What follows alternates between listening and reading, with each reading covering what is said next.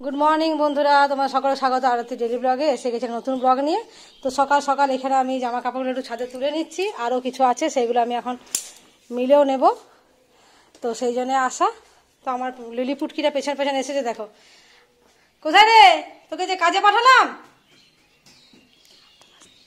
ও বাবা, দেখো কি আনছে, দেখি কি আনছিস। হ্যাঁ দেখো, রুমের চাবিটা ওকে বলে দিলাম পরিষ্কার করে যে কোথায় আছে আর কিরকম চাবিটা দেখতে। ও কিন্তু ঠিক সজ্জা গিয়ে নিয়ে চলে এলো। বিশাল বুদ্ধি তোর, খুব বুদ্ধি না রে, অনেক বুদ্ধি তোর। আর তাই তোর মাঝে তোর বুদ্ধি নেই, পড়াশোনা করিস না। পড়াশোনার দিকে নাই বুদ্ধি নাকি? চ রুমটা একটু পরিষ্কার করবো।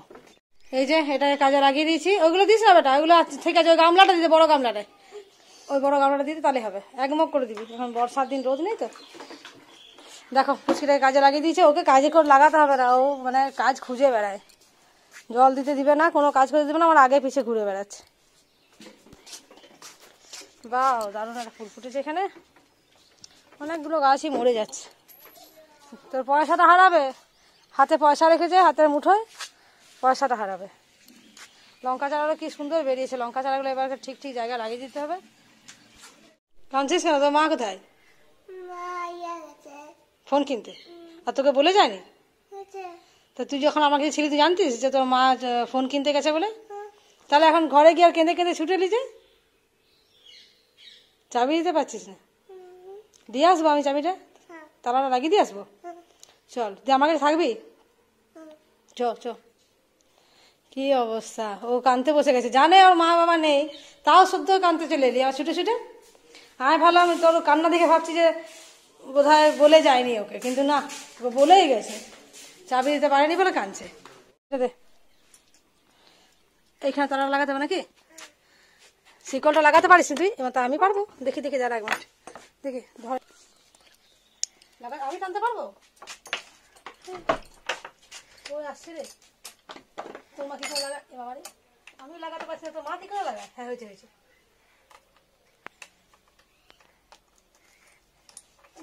আর এটা তুই কোথায় ইয়ে করবি? কোথায় থাকে চাবিটা? আর তুই লাগাল পেলে কি করে বোর্ডটার উপরে? সর্বনাশ, আমি লাগাল পাচ্ছি না, তুই কি করে চাবিটা পারলি?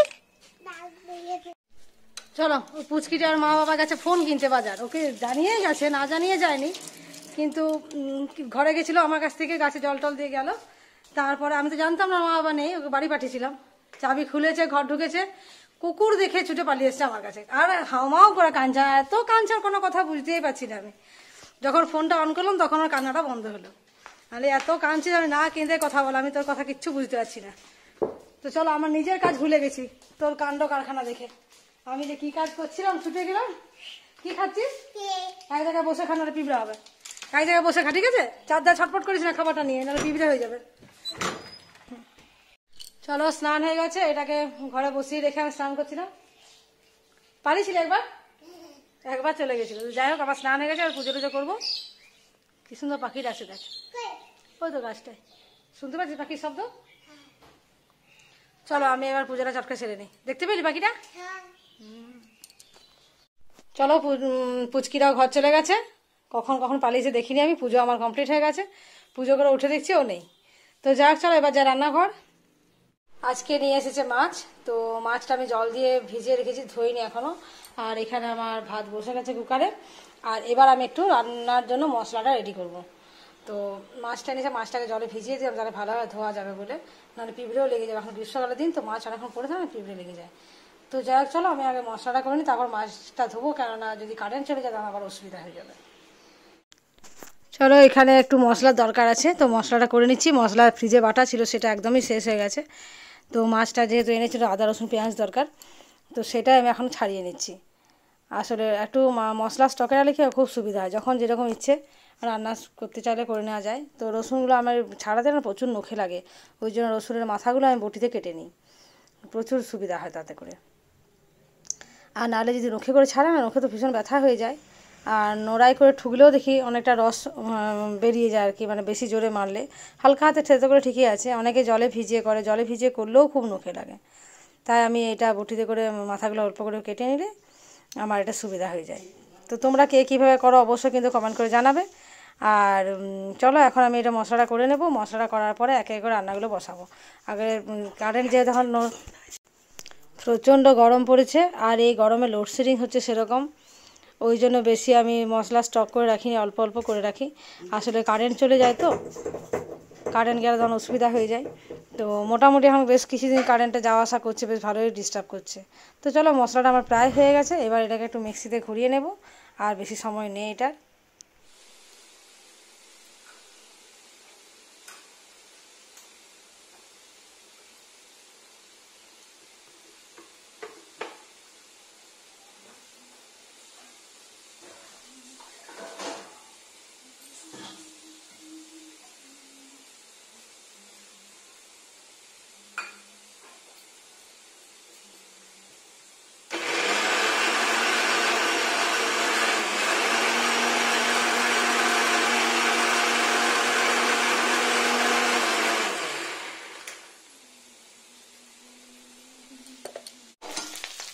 মশলা টশলা সব বেটে নিয়েছি, আর এখানে যে মাছ ভাজা হচ্ছে, মাছটা ভেজে নিয়ে সবজি টবজিগুলো কাটবো, এখনও সবজি কাটিনি। তো চলো মাছ ভাজাগুলো আগে তুলে নিই। কীভাবে তুলবো রে বাবা, সব একসাথে লেগে গেছে। আগে কড়াইয়ে মাছ ভাজতে পারতাম না, তারপরে এসে বড়দি এসেছিলো, তখন বড়দির কাছে দেখে বেশি বড়দি বলে না, তাওয়াতে আমার পোষায় না, আমার কড়াতেই ভালো। তাহলে ও তো এসে রান্না টান্না করে, এইখানে দেখেইছো তোমরা। তো ও দেখলাম বেশ সুন্দর কড়াই করে মাছ ভাজছে, তো দেখালো কতটা গরম করতে হয়। আমি কী করলেই মানে আমার যদি কড়াইয়ে ভাজি না, তো আমার মাছ চিটিয়ে যায় কড়াতে, সেটা আমি চিটিতে ম্যানেজ করতে পারি না। তো যাক, ও বড়দি এসে রান্না করছিলো, দেখে দেখে শিখলাম। খুব সুন্দর কড়াইয়ে লেগেও নেই, বেশ সুন্দর ভাজা হয়ে গেছে। আর কয়েকটা আছে, আর একটা ব্যাচ ভাজলেই হবে, এক ব্যাচ হলো।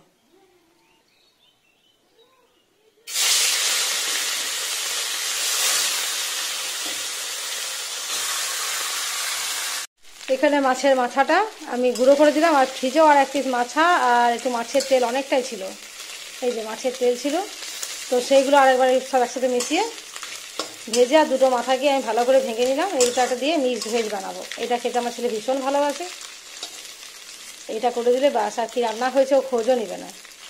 মাছের মাথা দিয়ে যে কোনো সবজি করে দাও, লাউ তরকারি, কুমড়োর তরকারি বা এনিথিং মিক্সড ভেজ, ও কিন্তু এটা আর খোঁজই নেবে না যে মা আর কি রান্না হয়েছে।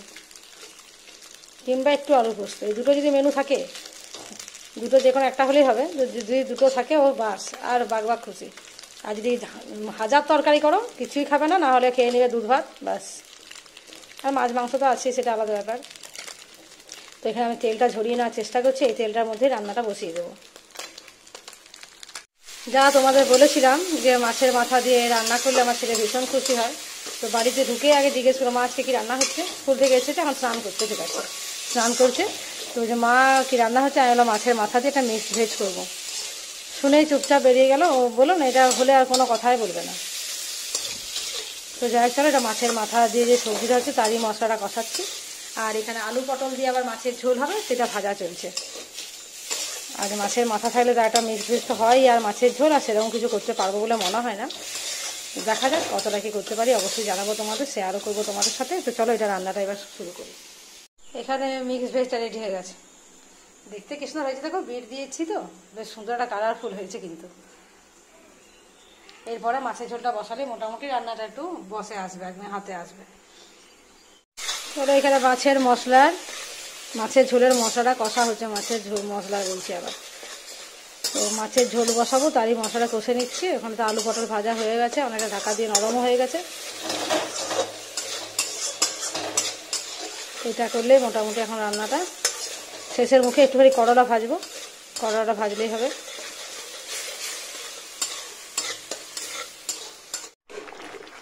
চলো মাছের ঝোলটা বেশ ভালোভাবে ফুটে গেছে, এবার মাছের পিসগুলোর মধ্যে এক এক করে ছেড়ে দেবো। আর ঝোলটা যখন মশলাটা কষছিলাম, তখন আমি একটুকু মানে সামান্য একদমই একটু দারচিনি আর দুটো ছোটো ছোটো এলাচ নোড়াতে করে বেশ সুন্দর করে থেতো করে আর মশলাটা অ্যাড করে দিয়েছি। তাতে কিন্তু ঝোলের স্মেলটা খুব সুন্দর উঠছে। গোটা ফোড়ন দিলেও হয়, কিন্তু গোটা ফোড়ন আমি দিইনি গরম মশলার। মশলাটা যখন কষা প্রায় হয়ে গেছে, তখন একটুখানি গুঁড়ো করে দিয়ে দিয়েছি। চলো মাছটার সাথে একটু ভালো করে ফুটে যায়, তারপর নামাবো। এখন এই আমটা খাবো। আর এটা খাওয়ার পরে যাবো হাঁটতে। ওয়েদারটা একটু বেশ মনে হচ্ছে বৃষ্টি হতে পারে এরকম লাগছে আবহাওয়াটা। তো দেখা যাক বৃষ্টি আদৌ হয় কি না হয়। বৃষ্টি হলে তো ভালোই, হাঁটতে যাওয়ার থেকেও বৃষ্টি হওয়াটা এখন জরুরি হয়ে গেছে। তো আমটা দেখি কীরকম স্বাদ, দুপুরবেলা সবাই খেয়েছে, আমি দুপুরে খাইনি, তো এখন একটু বাইরে দাঁড়িয়ে খাবো এটা। তো কাঁচা লঙ্কা দিয়েছে, প্রচুর কাঁচা লঙ্কা দিয়েছে, বাবারই মেরে ফেলবে নাকি আমাকে কাঁচা লঙ্কা খাইয়ে। এই পেয়ারা মাখাটা পাশের বাড়ির বোন দিয়ে পাঠিয়েছে ওর মেয়ের হাতে, এখন এটা ভালো করে জমিয়ে খাবো। জাস্ট হেঁটে বাড়ি ফিরলাম, পুরো ঘেমে ঘেমে জল একদম।